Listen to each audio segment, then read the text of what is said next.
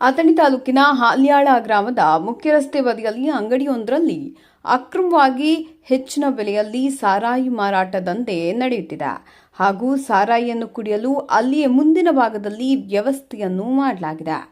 ಕಾನೂನು ಬಾಹಿರವಾಗಿ ಬಿಂದಾಸ್ ಆಗಿ ಇಲ್ಲಿ ಸಾರಾಯಿಯನ್ನು ಬ್ಲಾಕ್ನಲ್ಲಿ ಮಾರಾಟ ಮಾಡುವ ದಂಧೆ ನಡೆಸುತ್ತಿದ್ದಾರೆ.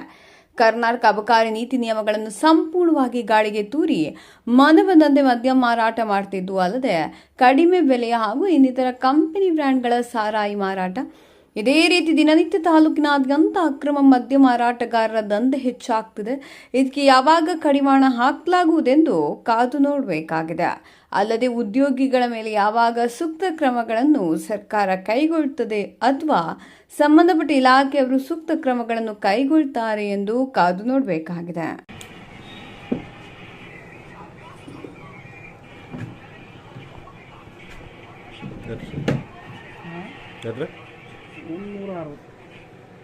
$160 ರೀ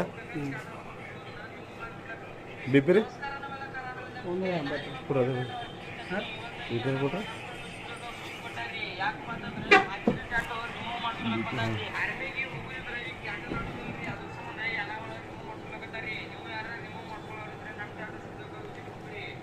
ರೇಟ್ ಇದಕ್ಕೆ $135 ರೇಟ್ ಇರುತ್ತೆ. $180 ರೇಟ್ ಐತ್ರಿ ಇಪ್ಪ. $50 ಹೆಚ್ಚೈತಲ್ಲ ನೀವು ಹೇಳಿದ್ರು. $45 ಹೆಚ್ಚೈತಲ್ಲ. ಹಾಂ $180 ಭಾಳ ಐತಿ.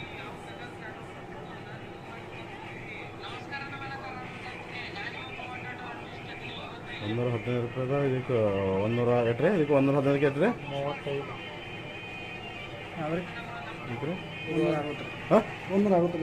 $180 $40 ಹೆಚ್ಚೈತಲ್ರಿ ಬ್ಯಾಟ್ರು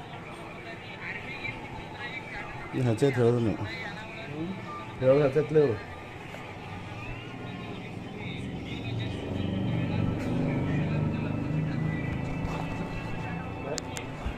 ಹಾಂ